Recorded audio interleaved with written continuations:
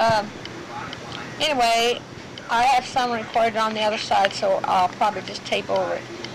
But Debbie asked me to go through my quilts and kind of try to identify them. So I have marked on first one I'm doing is the quilt that Mommy made. Uh, well, she pieced and set up the quilt. Number one, I wrote number one on it. I wrote a little information on there, but not a whole lot, but some. And Mommy made us a quilt when we were first married, and I didn't know the value of stuff like I do now, so I used it, because that's what she made it for. At that time, we didn't have a blanket. I don't think we even owned a blanket at that time. And so we used it all the time in the cold weather when it was cold. We didn't use top sheets. We only used bottom sheets, so that quilt felt good to you, especially in the summertime when it was just a little cool, but it wasn't hot. And which felt better in the wintertime, and then we put another quilt on top of that. But it wore it out, and I don't remember what year, but I'll find out from Jean if she remembers what year Mommy made these quilt tops for us. She made all 7 of us kids a quilt top. She made me a quilt top, and she told me that I knew how to quilt, so I could quilt it myself. Okay? So, because she had made me one before, it wouldn't hardly been fair. I don't know how she quilted 7 quilt tops, how she even set up 7 quilt tops in a year, let alone quilted them. But she quilted all the rest of the kids' quilt tops, and I have a picture of her quilting on this quilt, which is more dear to me than the quilt top. Really, that makes it even more special. But Mommy had put mine up first. In some way, she got part of the piecing. It's called a double wedding ring. And somehow she was putting it together. She got one end of it puckered. So when I got down to there, I called Mom. I said, Mom, this is puckered and I don't know what to do with it. She said, I'll be over and show you how to take care of that. So she came over, and that's when I got her picture working on that quilt. And now I can't even tell which corner she worked on. Some way she took care of it. And I quilted the rest of the quilt and hemmed it and all that good stuff. And she quilted Chester's and Jean's and Larry's and Farrell's and Billy's and Annabelle's and gave them to us. Well, I already had mine. I think it was at Christmas time, but I don't recall for sure. And now I can't think of what else I was going to say. I'll have to check with Jean to see what the date was on it, what year it was quilted. Find that picture real fast, I could tell you, but I'll try to find it and put it with this quilt. So whoever of you choose to take this quilt will have that picture, which I think makes it real important. Just want to keep it as an antique through the years. It would be very important if it's taken at the antique show. Not likely you'll ever do that, but you might. And you pass it on down to your great-great-grandchildren that won't even remember who I am, let alone who quilted it. But Stuart made me a set of quilting frames, homemade, that I wouldn't have taken anything for. But that's his heart. He couldn't stand to see a piece of wood laying around without sawing on it. So he sawed that piece of quilting frame. I think most of it's all gone. And then I bought a set of quilting frames that when we was over in the garage after Stuart was gone. I noticed the ends of the quilting frames were there, but no side rails for it. So he sawed it up. And then later I bought a plastic set of quilting frames that Jean now has, but I'm going to get them back because I'm going to try to work on a quilt. She's supposed to give it to you kids when she's through with it. She may be already through. She was going to try to work on a quilt, but since Greg's gone, seems like she's lost all interest, and I don't blame her. That's about all I know about this quilt. If I could see well enough, I might could find some pieces, you kids' clothing in it, because Jean and I had a lot of scraps, and we took them to Mom to use in quilts. And she made all you grandchildren a quilt. Of course, it was just pieced haphazardly. But Jean and I had given her the pieces, and I think Caroline gave her some too, of pieces left over from where we had sewed. And I'd like to find them and mark them, but I can't see anymore, so that's another story. And I'll go and see what I can learn, and then I'll get another quilt out. But I have this one marked now. This is number 1. I'm ready for quilt number 2, and it's the one that Ann Muncie made for us for our 60th wedding anniversary, and it is marked. I don't know who will want it. I'm sure somebody will in the family, but I don't know who. The way we did it, when we divided up Mommy's stuff, we didn't have a whole lot to divide, but if there was something that all of us wanted, and there were several things like that, we made a game out of it, which I thought was fun. We would write down a number, and whoever got the closest to that number got whatever we paid for. And but if there's something we really, really wanted, we'd say, I want that, and none of the rest of us would say anything, and none of them said anything if I took anything.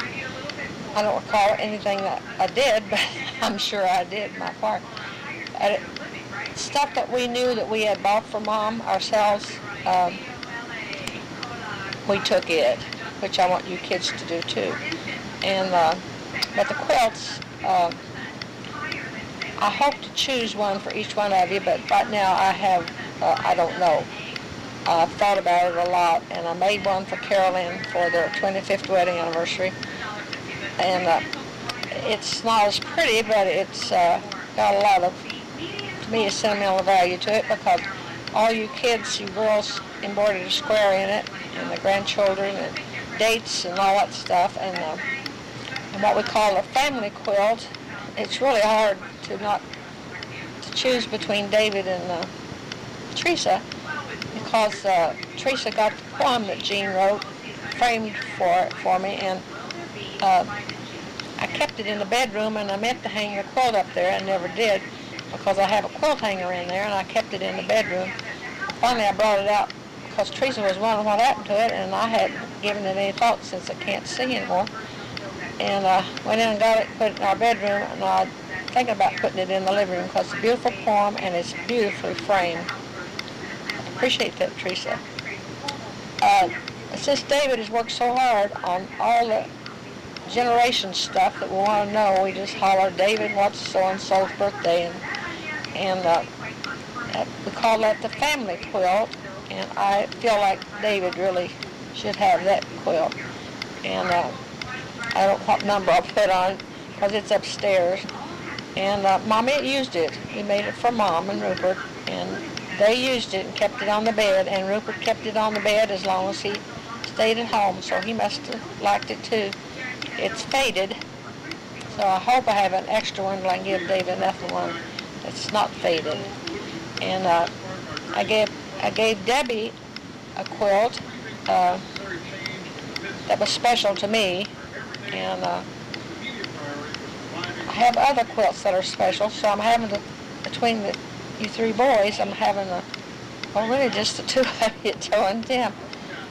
Found just the right one that I think you would like, but if you don't like it, then you say, I don't like that one, I'd rather have this one. But the ones that Ann made, you kids can choose whichever one you want, or draw numbers or whatever, and then pass it on to your children someday. I'd like to give all the grandkids one, but I don't know. I'm getting so many whether I'll have enough or not. And anyway, the quilt I gave to Debbie has I think, a real cute story with it. And at the time it was funny to me, but of course over the years it grew very special. Lassie, Uncle Donnie's Lassie, brought the quilt squares over home before Stuart and I were married, and gave them to me. And Noe Conley's daughter, which was the same relation to Lassie as I was, and Lassie said, don't tell Doris Ann I gave these to you. So she gave me just the blocks. They weren't set up, they wasn't appliqued on the square or anything. and it wasn't really that equal. But in 1987, I'm pretty sure it's 1987, that I put that quilt together and started quilting it. And that's when the revival was up at Hickory Grove and lasted, I forgot, altogether 6 weeks, I think. So I put it away, and I think I have it dated on the back of the quilt of when I actually finished the quilt. But I thought it was funny that Lassie said, "Don't tell Dorothy, I gave you these quilt squares, and it's called Dresden plate." So since that, I felt like that was special, and Debbie could remember Lassie, and all of us could remember Lassie. I just gave it to her, and she kept it hanging at the end of the hall for a while, and then I don't know what she did with it. Last time I was up there, I noticed it was gone. She probably put it away because it will fade after a while. It took me a long time to get that quilt finished because of the meeting up at Hickory Grove, which was wonderful. I forgot how many was converted in that meeting. A bunch, and that was more important. But I finally did finish that quilt and hemmed it, but I never did tell Dorsann about that quilt square. I doubt Dorsann would even fool with it. She probably would have been glad to have something from Lassie because we all loved Lassie and Uncle Donnie. But and Jean, poor little Jean, I'm always picking on her, has a quilt that Lassie had, and it was called the Lone Star. State Texas Lone Star, I think is the name of it. And I got that television turned way too loud. Now I'm back. Turned it down a little bit. I feel alone if that thing's not rattling. Anyway, that's that Lone Star quilt that Jean has. I'm sure she'll pass that on to Beverly. But we had a wood box, and they turned it up on its side, and I think Mom mentions that in her book. And Mommy put a quilt on it, just one of these quilts like I have here. There, it was kind of thin. She folded that, and I pressed the pieces that were put in that quilt top. And I always felt like I should have that quilt. But Jean was related to Lassie, and Ellen was related to Lassie, and they went to see Lassie, so Lassie gave Jean the quilt. And I still don't like that. That's not nice, is it? But anyway, Jean and I have kidded about it over all the years. She just married Ellen to get that quilt. That'd be a poor excuse, wouldn't it? But it is a beautiful quilt. And I can remember that so well. I was 5 years old, and some people jump up and down if a kid that age would pick up an iron today, and I had to get that iron off of we was heating the iron in the fireplace, in the corner of the fireplace where the coals were kind of over to the side, and that's the kind of iron I used, and I pressed those those pieces, and they cut out the squares for the quilt. And they made other quilts. Lassie had just got a new sewing machine, and she was wanting to try it out. So she and Mom pieced quilts that winter that we were, after Chester was born. Yeah, it was the winter after Chester was born. That's been right after Chester was born, because we moved the following year, I guess. We moved. And we moved in 36, so that was that winter of 35. So if you ever want to fight with her, you might get that quilt away from her. Don't do it. Don't do Jean that way. She's a special little old girl. But now back to my quilts here. I meant to tell you about this quilt that Ann sent down here by Pauline. Ann wasn't able to come, and that was after her mind that started going. And she picked out the quilt and wrote on the corner of it. So I put number 2 on that quilt. And it makes me sad, kind of. She always called me Mom, and I think Pauline may have written this on the corner of this quilt, but it's marked, and so you'll know which one it is.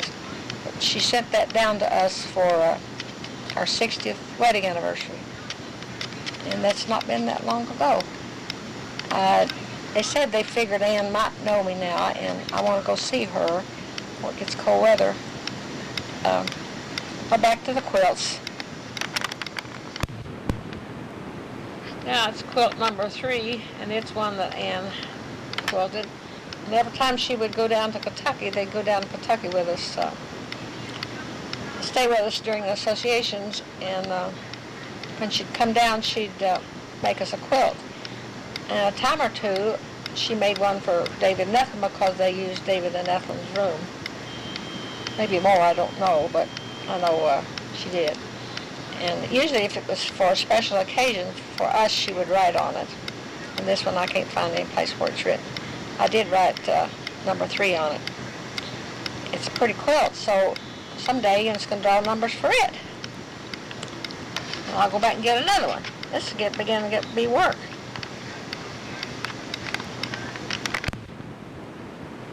And look. Well, I just plain quit, evidently. I didn't come back, did I? Today is Wednesday, September the 23rd, I think. I'm not sure. Anyway, it's Wednesday. No, it's not. Yes, it is. Today's Wednesday. And I went in and checked those quilts over again, and I have 2 more in there.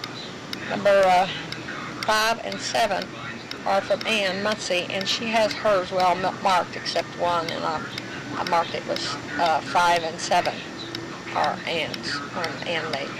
And the one she wrote on it for our 50th wedding anniversary. It's like a comforter. It's not like a quilt. Well, you use it as a quilt because it's quilted. Well, nice quilting on it. And number 6 is a quilt that's set up in pink and white, and it's definitely worn out. But I pieced that on a treadle sewing machine that belonged to Grandma Lizzie, and I gave this sewing machine to Debbie as a keepsake. She'd have to have a new belt put on it and oiled up and a little energy, and she'd be ready to go. Don't even need electricity. Anyway, that's the quilt. That's the machine I set that quilt up on, and I used it. And it's about worn out, as you will see. So I doubt there'll be any fussing over that quilt. But it means a lot to me, and I quilted that after we moved back home from Tipton. So it had to be in the winter of 49 or early 50. Sometime in there, before Deb was born, because I didn't do any quilting after 50 till we moved up here. We moved here on Clifton Avenue. And that's about all I know about those 2 quilts. I've looked at it several times, and you use the scraps that you had left over from sewing or whatever. And I've looked at blue in there and wondered where in the world and what did I make out of that blue striped stuff. Now the pink and white I bought special just to set up those quilts with. And I looked at it a while ago, and it is so worn. But I used it as long as your kids were home and washed it probably every week, looks like. You're not supposed to do your quilts that way, but I didn't know that. I thought you're supposed to use them, and I did. And I'm glad I did, because they covered up 5 sweet kids. Now I'm back with quilt number 7, 8, 9, and it's about a half hour later. Let's see. Number 7, I haven't forgotten since I got it back in here. I made it, I just bought some fabric, and it's shaded. It was a little dark blue, and then light blue and lighter blue, and so on. I made that, and I quilted it. You can tell it's my first one. I quilted it on the sewing machine, the very first quilt ever quilted on the sewing machine, and that's when I got the new zigzag sewing machine. All it would do was zigzags. Well, it had been earlier than 1960, because I got the one Ethel has now. Before that, but I'm pretty sure I did that after we got the room built on, that Daddy built on in 1959. But I quilted 2 quilts, number 7 and number blue, And then the other one, I zigzagged it crossways, and it sure looks like a beginner's luck. It don't look very good to me. And I zigzagged, and I can't remember when I got that sewing machine head that Ethelyn has. Wish she had a stand for that because she'd like it. It has a lot of nice attachments to it that I bought extra. Let's see. And then the other one that I have marked, I think it's 9. Grandma and I were down at the Salvation Army, and we ran across some quilt squares. Well, she bought enough, I told Debbie the other day, to make Clyde a quilt and Stuart a quilt out of their dad's clothes. And these squares would fill in where she had cut Noah's clothes up in squares. So that's what they used to do when somebody passed away. They'd cut up their clothes and make quilts out of them. And she'd cut up Grandpa Noah's pants and coat, I don't know what else. Anyway, she had several squares. And I do hope it wasn't taken across the road, because I had put it in mothballs because it had wool in it. And I put it in a black garbage bag to keep the moths out. Before that, I'd put them in the cedar chest, and that cedar chest don't smell like cedar much anymore. So I'm going to unload it and make sure I leave it air out maybe all winter. Maybe that's mothball smell leave. They say you can put cat litter down in there and it'll help take that out. I don't know. But anyway, back to the quilts before I forget what I'm talking about. It's got a pink back on it, and then the squares in there that are pieced are squares that we picked up at the Salvation Army. I couldn't remember the other day, and I picked it up. I thought, where did that come from? Then I got to thinking about it. Grandma and I used the squares to put Grandpa Noah's quilt together, and she made Clyde's quilt, and I made your daddy's quilt. And as far as I know, unless it got taken across the road and taken away, it's still upstairs in that garbage bag. We never used it because it was heavy, and we don't need them anymore like we used to, but I think it's pretty because I put the top together back in the early 50s, and then later, after I got this extra room built on, I put up some quilting frames in the girls' bedroom and tacked the quilt out, and it's tacked in blue thread. So if you never see it, you'll kind of know what it looked like. But Grandpa's suits were all brown, and his dress pants were brown, so she cut out the squares from this brown suit. And I'm going to wait just a minute. Since I don't know when or if I find Grandpa Noah's quilt that I made for your daddy, it's set up in brown and then squares like it's in this quilt with a pink back on it. I also zigzagged it, and you can tell it wasn't a very good job because the lines aren't very straight. But I zigzagged it and quilted it after I'd quilted the blue dotted one. And the Grandpa Noah's quilt has a blue flannel backing. It doesn't have any padding in it, so it's not real heavy.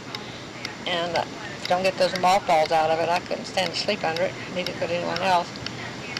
But she wanted to make it as a remembrance to your Grandpa Noah. And but she worked really hard on Clyde's quilt.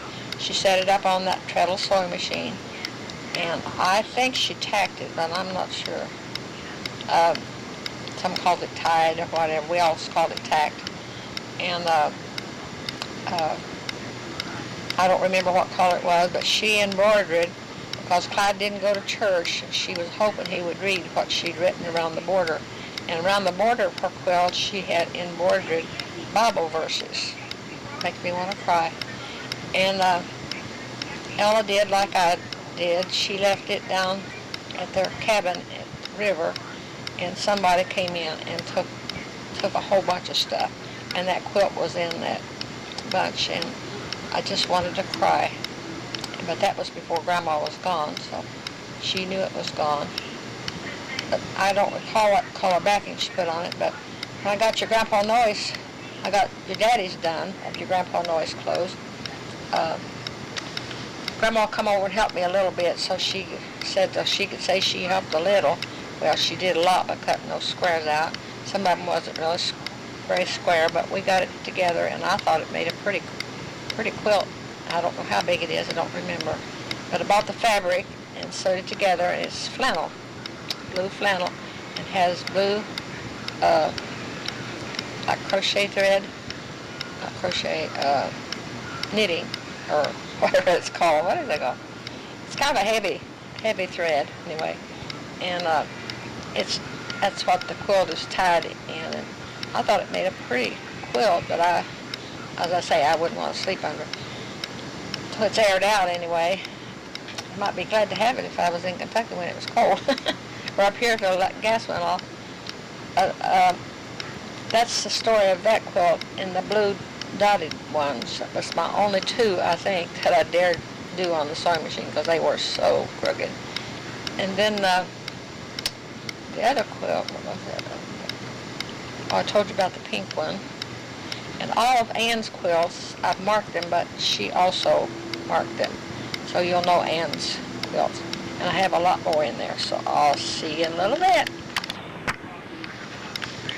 Now back to number 9, I think I'm right.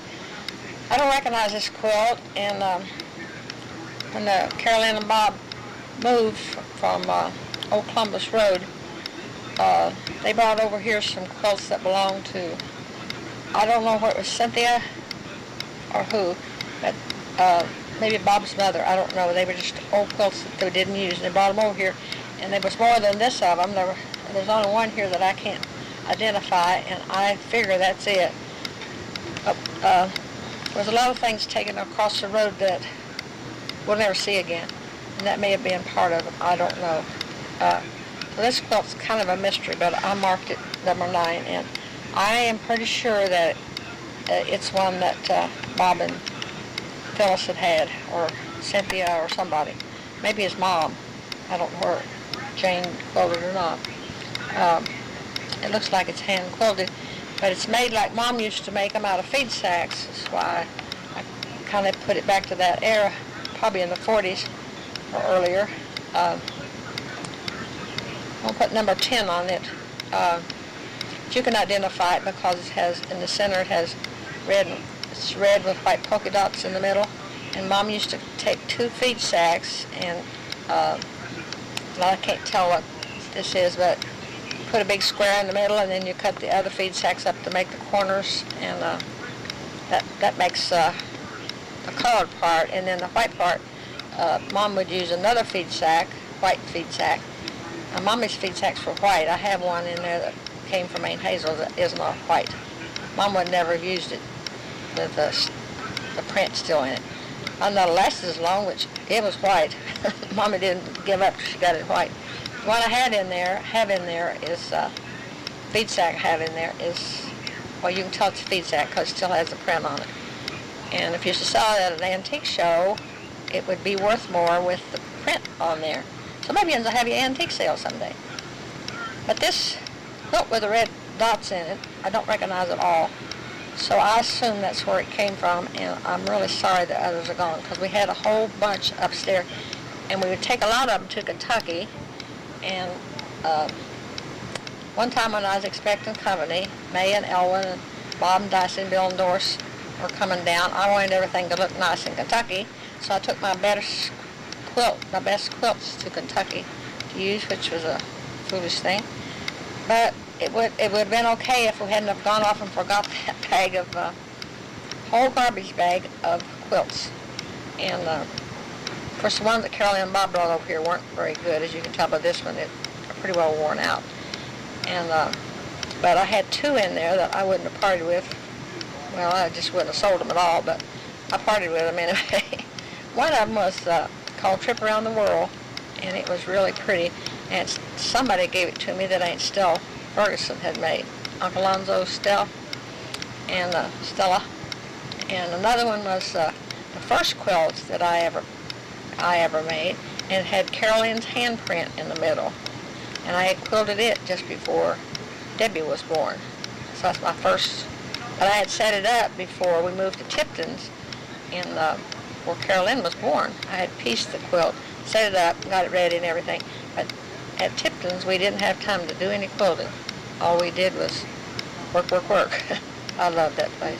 And but anyway, we moved back over then on to Meadow Run.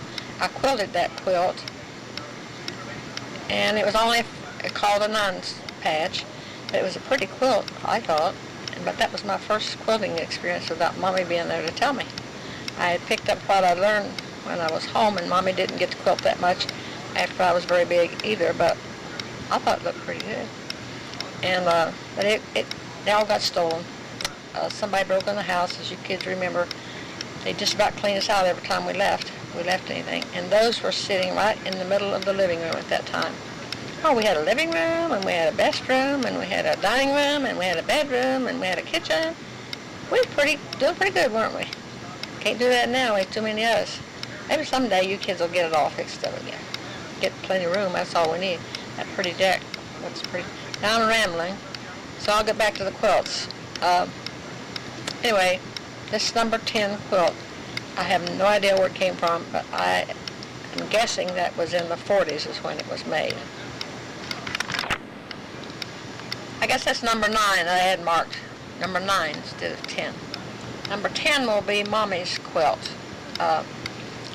When Mommy passed away, Jean and Annabelle took Mom's clothes to Kentucky and cut them all up. And that wasn't what I meant for them to do, what I would rather they'd done. We had talked about it, but I would rather picked out some of Mommy's clothes. But we used some of Mommy's clothes, and then we used some scraps that Mommy had. Jean and I had given to Mom, and Jean and I made 4 quilts. We made one for me, one for her, and one for Chet and Annabelle. And on the bottom of it, I had just got the computer. Now, what year would that have been? I don't recall. I have to check with Jean to make sure if I remember what year that was. So that'll be number 10 instead of 9, because number 9 is a quilt that I'm not sure about. I just don't remember. I don't remember that quilt, period. So I figure it was one that Carolyn had brought over here, Bob, earlier. And but this other quilt is called a crazy quilt. You heard talk of a crazy quilt? Well, that's what it is. We took pieces and we sewed them all together and cut them out and squared on paper. And then we tore the paper off and set them up and took it up to Ann's and quilted it at Ann's on her quilting machine. And altogether, Jean and I were figuring last night, we must have quilted 10 quilts up there on Ann's quilting machine. And she would not let us pay her 1 red cent for all the batting that went in those quilts. And bless her heart, I miss her. I wonder what they'll do with that sewing machine. Or they'll try to sell it, or knowing kids, they may just throw it away. It sure wasn't cheap to throw away, but can't never tell. Because they don't know how to use it either, or don't care to use it. You know, you have to like that stuff to enjoy it. If you don't enjoy it, you don't need it anymore, because you can go out and buy a blanket. And but this quilt that I'm not sure if, I'm pretty sure I was the one who pieced this one, and I pieced another one, and Jean pieced 2. And some of these, I recognize some of the fabric in it, and I've written on it. And I told Jean I'd like for her to look at it, because I can't see well enough to pick out some of the pieces that we'd given Mom. We used mostly new stuff. We didn't use exactly Mommy's clothes. And Jean's poor little thing, she still has all that Mommy's cut up clothes over there. And I can't see to fool with them, and Jean has no interest in them, so they'll be someday tossed out, I'm sure. One of these has an apron, piece of an apron in it with a pocket, I think, on it. That was Mom's, and that she'd worn, and there's something else. Wasn't an apron. I think Jean said it was a smock. Anyway, it has a little pocket. I left the pocket on it. That's what you're supposed to do when you quilt clothes when you quilt tops from clothes. You're supposed to leave something on there, some of the buttons or some of the, I think Annabelle put buttons on hers later. I'm not sure. Poor little thing may not even have it. I have, we collected up pictures that represented our family, and we have a picture of the old house, and Mommy and Daddy and us kids together. And I think Mommy and, I don't recall what else. We have got stuff at the fabric store, and you could run it through the computer, print it off, and then iron it on to the quilt, and that's what we did. We tried to miss the picture, and I think we did a pretty good job. So I'll go check it out and see what it looks like.